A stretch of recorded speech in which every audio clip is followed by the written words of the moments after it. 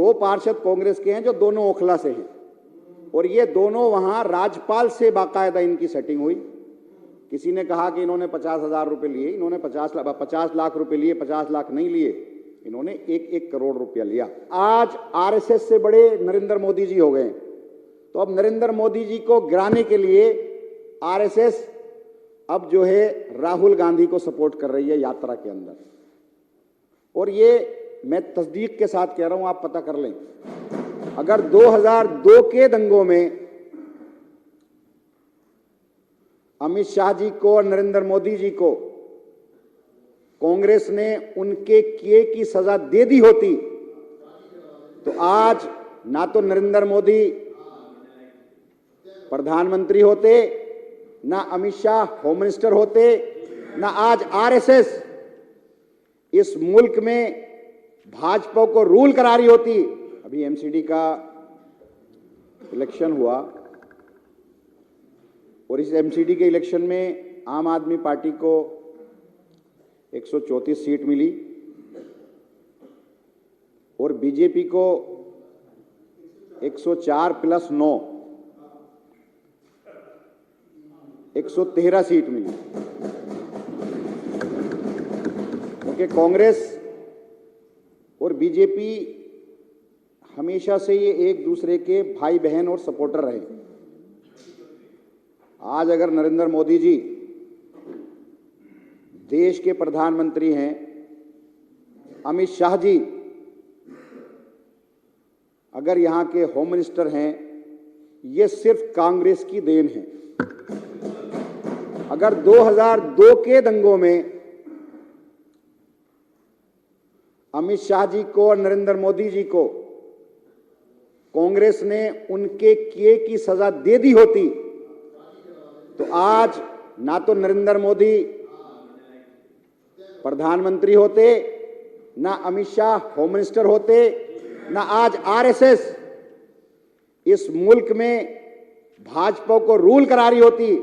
और ये अब आरएसएस दूसरा क्या कर रही है कि आज आरएसएस से बड़े नरेंद्र मोदी जी हो गए, तो अब नरेंद्र मोदी जी को गिराने के लिए आरएसएस अब जो है राहुल गांधी को सपोर्ट कर रही है यात्रा के अंदर। और ये मैं तस्दीक के साथ कह रहा हूं, आप पता कर लें। दो लोग हैं, एक तो बेचारे भोले भाले मुसलमान, उनको ये बहका लेते हैं। जैसे दिल्ली के अंदर ओखला में, सीलमपुर में, मुस्तफाबाद में, वहां भोले भाले मुसलमानों को इन्होंने बहकाया और वोट हासिल करके 9 सीटें जीत करके आ गए।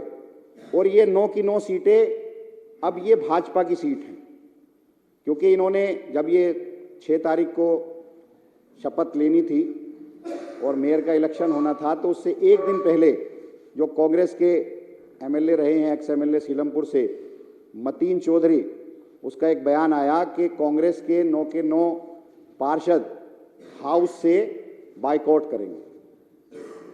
और उन्होंने ऐसा किया भी, क्योंकि इनके बाइकआउट करने से फायदा किसको हो रहा है ये समझने की जरूरत है। कि जैसे सेंट्रल जोन है, सेंट्रल जोन के अंदर ये हाउस से तो बाइकआउट करेंगे, लेकिन जोन के अंदर जो कमेटी है, स्टैंडिंग कमेटी में, ये बीजेपी को सपोर्ट करेंगे। जैसे सेंट्रल जोन है, सेंट्रल जोन के अंदर 13 पार्षद हमारे हैं, 10 पार्षद बीजेपी के हैं, 2 इन्होंने नॉमिनेट कर दिए, 2 पार्षद कांग्रेस के हैं जो दोनों ओखला से हैं, और ये दोनों वहां राज्यपाल से बाकायदा इनकी सेटिंग हुई। किसी ने कहा कि इन्होंने 50,000 रुपए लिए, इन्होंने 50 लाख रुपए लिए, 50 लाख नहीं लिए, इन्होंने 1-1 करोड़ रुपया लिया। और मैं राज्यपाल को जानता हूं, राज्यपाल को ये सपोर्ट करनी है इनको वहां, और उसे वहां जिताना है। यहां पर ये बाइकआउट करेंगे तो फायदा किसको होगा, वॉकआउट करेंगे तो फायदा किसको होगा, भाजपा को। वहां स्टैंडिंग कमेटी में बाकायदा ये वोट करेंगे। और ये भोले भाले मुसलमान बेचारे भूल गए कि ये वही कांग्रेसी हैं जिन्होंने मुरादाबाद ईदगाह के अंदर मुसलमानों को कत्लेआम कराया था, जिन्होंने मल्याना के अंदर मुसलमानों को कत्लेआम कराया था, जिन्होंने हाशिमपुरा के अंदर कत्लेआम कराया था, जिन्होंने बटला हाउस एनकाउंटर कराया था, जिन्होंने भागलपुर के अंदर कत्लेआम कराया। तो इन दोनों की हिस्ट्री एक जैसी रही है।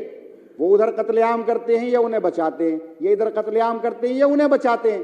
तो ये एक दूसरे के बहन भाई हैं और इसी को सपोर्ट करने के लिए कांग्रेस ने हमें जो है वॉकआउट करने का फैसला लिया और वहां पर सपोर्ट करने का फैसला लिया। अब मैं पूछना चाहता हूं भाई, ये कहते हैं कि हमें आम आदमी पार्टी के खिलाफ वोट दिया। भाई आम आदमी पार्टी के खिलाफ वोट नहीं दिया, आपने बेचारे को, भोले भाले मुसलमानों को बहकाया, हमारे खिलाफ भड़काया। हम मुसलमान बेचारे भूल गए कि आप तो वही हो जिन्होंने भागलपुर दंगे कराए थे, आप तो वही हो जिन्होंने हाशमपुरी दंगे कराए थे, आप तो वही हो जिन्होंने मासूम मलियाना के अंदर कत्लेआम कराया था, मंदिर मस्जिद के अंदर, ईदगाह के अंदर। मैंने अभी एक साहब थे, कहने लगे साहब हम तो आपसे नाराज़ हैं। मैंने कहा भाई क्यों नाराज़ हैं?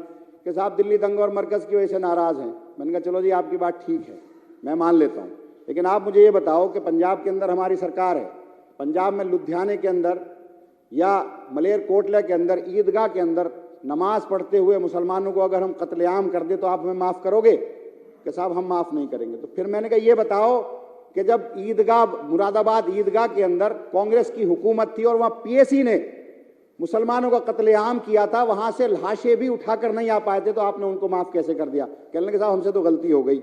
अब गलती का खमियाजा मैंने कहा ये कर रहे हो आपने, बीजेपी जो आपके तमाम बिजनेसमैन को जेलों के अंदर डाल रही है, ईडी छोड़ रखी है, उलमाओं के जेलों के अंदर डाल रखी है, जो CA/NRC में बेचारे मासूम बच्चे जो जामिया के अंदर प्रोटेस्ट कर रहे थे, जामिया के न जाने कितने स्टूडेंट जेल के अंदर डाल रखे हैं, UAPA लगा दिया, हमारे उलमा मौलाना कलीम सिद्दीकी, मौलाना उमर गौतम, उनको जेल के अंदर डाल रखा है।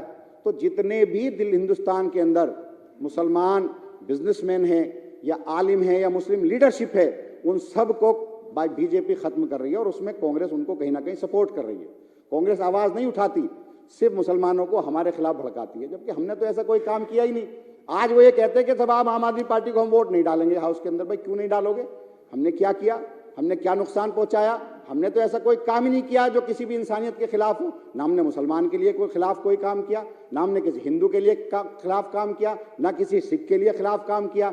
आम आदमी पार्टी ने तो सबके लिए काम किया, चाहे वो मुसलमान हो, चाहे वो सिख हो, चाहे वो हिंदू हो। अगर हम इलाज दे रहे हैं तो सबको इलाज दे रहे हैं, हम पानी मुफ्त दे रहे हैं तो सबको पानी मुफ्त दे रहे हैं, हम बिजली दे रहे हैं तो सबको बिजली मुफ्त दे रहे हैं, हम अगर एजुकेशन दे रहे हैं, मैं खुद ओखला से आता हूँ, सारी विधानसभाएं मुस्लिम भी हैं, हिंदू भी हैं, सिख भी हैं, ईसाई भी हैं, हर एक विधानसभा के अंदर हमने स्कूल बनाया, लेकिन हमने धर्म की राजनीति नहीं की। तो ये दोनों लोग जो हैं हमें आपस में मिलकर के एक दूसरे को सपोर्ट करके, सिर्फ इनका मकसद है कहीं ना कहीं आम आदमी पार्टी को नुकसान पहुंचाया जाए। और कांग्रेस का तो एजेंडा है कि बीजेपी जीत जाए, बीजेपी की सरकार बन जाए, लेकिन कांग्रेस भी आम आदमी पार्टी की सरकार ना बने। और ये जो हज कमेटी का मसला है कि हज कमेटी, ये जितनी भी कमेटियां, जैसे दिल्ली वक्फ बोर्ड है, मैं दिल्ली वक्फ बोर्ड का चेयरमैन हूं, दिल्ली वक्फ बोर्ड को प्री प्लान तरीके से पहले CBI में FIR दर्ज कराई गई सेम कंटेंट की, उसके बाद ACB में केस चला, मुझे गिरफ्तार कर लिया, अब वो ED में चला गया।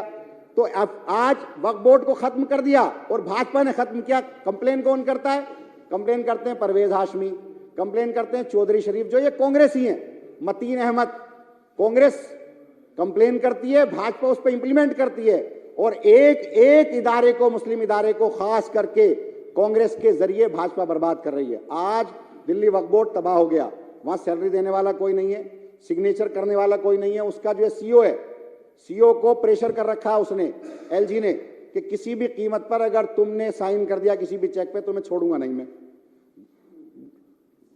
फाइलें कंप्लीट नहीं हो रही, बोर्ड मीटिंग करने के लिए मैं बोर्ड मीटिंग बुलाता हूं तो बोर्ड मीटिंग के लिए जो है बोर्ड मेंबर्स को बुला लेते हैं, ACB खत्म कर देता है, उन्हें बुलाते हैं, डांटते हैं कि बोर्ड में नहीं जाओगे। तो इदारों को खत्म कर रहा है। ऐसे ही ये जो है नॉमिनेटेड मेंबर सिर्फ इसलिए चुने जाते हैं ज्यादा, जैसे 7 मेंबर हैं वक्फ बोर्ड के अंदर, 3 नॉमिनेटेड हैं, 4 इलेक्टेड हैं। अब पहला नंबर क्या है कि आज इन्होंने हज कमेटी खत्म की, अगली बार ये वक्फ बोर्ड को खत्म करेंगे, उसके बाद माइनॉरिटी कमीशन को खत्म करेंगे, फिर तमाम मंडियों को खत्म करेंगे। ये सरकार की चीजें हैं, सरकार की एजेंट, सरकार चलाती है इन सबको, और ये सरकार के डिपार्टमेंट है, सरकार की जवाबदेही है, चाहे वो वक्फ बोर्ड हो, चाहे वो मंडियां हो, चाहे वो हज कमेटी हो, चाहे वो माइनॉरिटी कमीशन हो, ये सबको टारगेट किया जा रहा है एक एक करके, और ये सिर्फ इसमें कांग्रेस इनको सपोर्ट कर रही है। तो मैं तो सिर्फ इतना कहना चाहूंगा कि कांग्रेस के भाइयों से मैं कहना चाहता हूं कि भाई आप हमें वोट करो, हमें क्यों नहीं वोट करते? हम और आप तो, अगर आप कहते हो हम सेकुलर राजनीति करते हैं तो हम भी सेकुलर राजनीति करते हैं। आप इन भाजपाइयों को सपोर्ट करके आपको क्या मिलेगा? ये भाजपाइयों तो सबके दुश्मन है, ये तो किसी के भी नहीं है, ये तो देश के दुश्मन है, ये तो दलितों के दुश्मन है, ये तो मुसलमानों के दुश्मन है, ये तो ओबीसी के दुश्मन है, ये तो हर एक इंसान उस इंसान के दुश्मन है जो सेकुलर है। तो इन भाजपाइयों को क्यों सपोर्ट कर रहे हो आप? आपके वॉकआउट करने से भी इन्हीं को सपोर्ट किया जा रहा है। आपको अगर आप इनको वोट दोगे तो भी इन्हीं को सपोर्ट करेंगे। तो आम आदमी पार्टी 134 सीटें जीत कर आई है, अगर 9 और मिल जाएगी तो हम पूरी ताकत के साथ दिल्ली को चलाएंगे, सपोर्ट करेंगे। शुक्रिया। इन्हीं बातों के साथ मैं अपनी बात को खत्म करता हूं।